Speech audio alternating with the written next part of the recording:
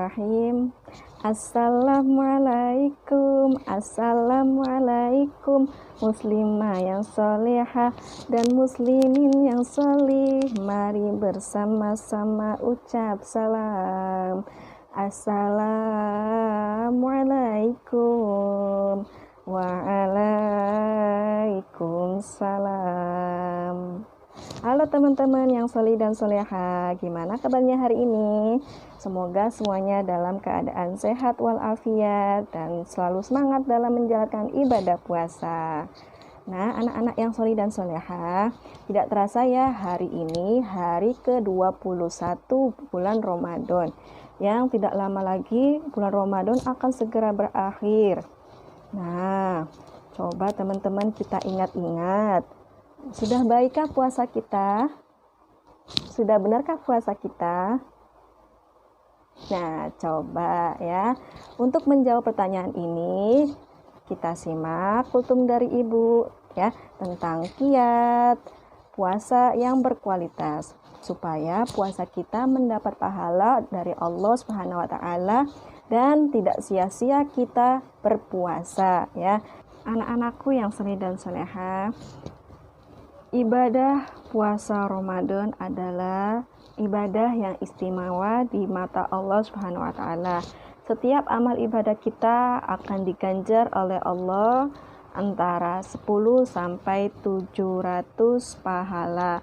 Namun khusus di bulan Ramadan ini ya tidak berlaku pahala tersebut. Kenapa? Karena Allah itu akan mengganjar ya lebih dari pahala tadi, karena Allah itu maha kaya ya. Hanya Allah yang tahu ya berapa besar, berapa banyak kita mendapatkan pahala dari Allah Subhanahu wa taala. Bisa saja lebih dari 700, 1000, bisa saja ya. Makanya kita harus semangat puasanya, berlomba-lomba dalam kebaikan ya. Dalam hadis mengatakan ruba soimin laisa min siyamihi ilal ju' ya. Berapa banyak dari kita berpuasa namun dia tidak mendapatkan pahala dari puasanya kecuali hanya lapar dan haus saja. Nah, apakah anak-anak mau seperti itu? Tentunya tidak ya, karena kita capek-capek puasa tapi kita tidak mendapat apa-apa, maka kita akan merugi. Nah, anak-anakku yang soleh dan soleha, agar puasa kita mendapat pahala dan tidak sia-sia, nah mari kita simak bersama-sama kultum dari Ibu ya tentang kiat puasa yang berkualitas ya, supaya puasa kita mendapat pahala dari Allah Subhanahu wa taala dan tidak sia-sia dalam menjalankannya. Yang pertama yaitu ikhlas ya. Ikhlas kenapa? Karena kita ikhlas dalam menjalankan ibadah puasa tersebut tanpa ada iming-iming dari siapapun ya. Misalnya kita puasa ingin dilihat orang, saya puasa nih ya.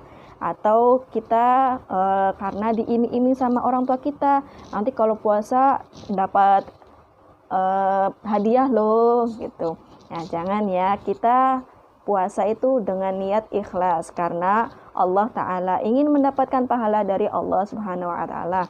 Karena ya ikhlas itu berasal dari niat kita ya. Dalam hadis mengatakan innamal a'malu binniyati, sesungguhnya amal itu tergantung pada niatnya.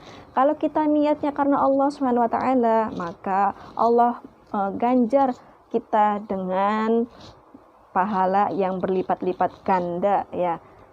Besarnya itu tidak ada yang tahu, saking besarnya ya, pinter ya. Nah, kemudian yang kedua yaitu meninggalkan hal-hal yang dapat membatalkan ibadah puasa. Seperti apa? Seperti makan dan minum dengan disengaja ya. Ada pertanyaan nih, misalnya kalau misalnya makan dan minum tidak disengaja gimana, Bu?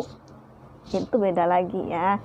Kalau misalnya kita makan dan minum tidak sengaja atau lupa ya, maka kita tidak batal atau boleh melanjutkan puasa lagi ya. Ya, karena ada yang mengatakan ketika kita lupa makan dan minum di bulan puasa, maka itu ya berkah dari Allah, nikmat dari Allah untuk kita ya, sampai-sampai kita bisa makan dengan kenyang. maka kita harus bersyukur ketika kita lupa makan ya makan dalam berpuasa, tapi jangan disengaja, oke? Nah, kemudian yang ketiga yaitu meninggalkan hal-hal yang membuat puasa kita sia-sia. Contohnya kita berbohong, kemudian main game, nonton TV ya sampai pagi sampai sore ya, dari pagi sampai sore. Kemudian marah-marah ya. Maka hal-hal tersebut harus kita hindari ya, supaya puasa kita tidak sia-sia ya, tidak sia-sia, hanya lapar dan haus aja ya. Maka kita hindari hal-hal tersebut. Semoga kita mendapatkan pahala dari puasa kita. Amin ya robbal alamin. Kemudian kiat yang selanjutnya, anak-anak yang soleh dan solehah, yang kelima yaitu mempuasakan anggota tubuh kita dari mulai mata, telinga, mulut, tangan, dan kaki. Mata ya, kita harus mempuasakan mata kita dengan menghindari dari orang-orang yang bertengkar, atau kita mencoba mendamaikan, boleh ya, pintar ya, atau melihat hal-hal yang tidak baik. Nah, kemudian lisan kita juga harus mempuasakannya, dipuasakannya, pintar ya. Dengan apa? Dengan menjaga lisan kita ya, menjaga lisan kita dari perkataan-perkataan yang tidak baik, perkataan yang tidak sopan atau kotor ya. Kita harus menjaga lisan kita. Kemudian telinga kita ya, kita harus mempuasakan telinga kita dengan yaitu menghindari dari kata-kata yang kotor, sama kayak tadi ya, kata-kata yang kotor, mendengar kata-kata yang kotor dan tidak sopan. Kemudian tangan kita juga harus mempuasakannya, pinter. Dengan apa?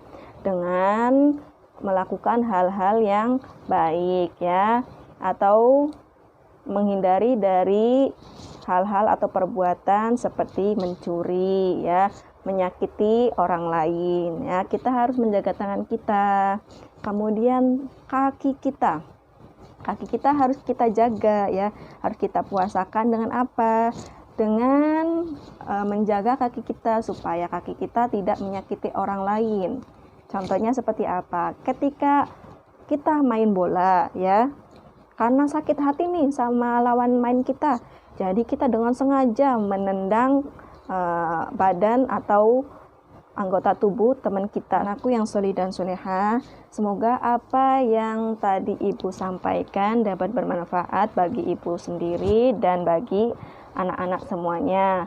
Semoga kita tetap dalam lindungan Allah Subhanahu wa taala, dan puasa kita mendapatkan pahala dari Allah Subhanahu wa taala ya, tidak menjadikan puasa kita menjadi sia-sia ya.